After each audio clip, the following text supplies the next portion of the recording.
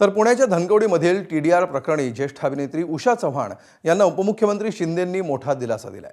या प्रकरणी दोन्ही पक्षांची बाजू जाणून घेतल्यावर अंतिम निर्णय घेतला जाणार आहे। तोपर्यंत TDR व्यवहाराला स्थगिती देण्याचा निर्णय घेण्यात आला।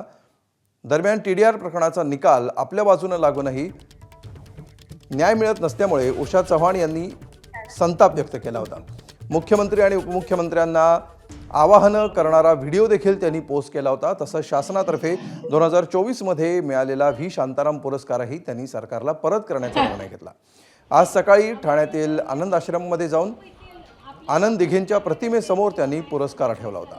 त्यानंतर शिंदे यांनी नगरविकास विभागाचे अतिरिक्त मुख्य सचिव D गोविंदराज यांच्याशी संपर्क साधून पुणे महानगरपालिकेने केलेला हा TDR व्यवहाराला तात्पुरती स्थगिती द्यावेत असे आदेश दिले।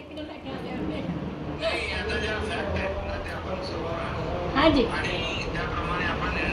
हाँ जी नाही, एकच रिक्वेस्ट आहे माझी की मी आत्तापर्यंत सगळे कष्ट करत आलेली मी, पण माझ्या हक्काचं आहे आणि ते मला थोडं काय 5 पैसे जरी भोगता आलं तरी सुद्धा मी आनंद मानेन।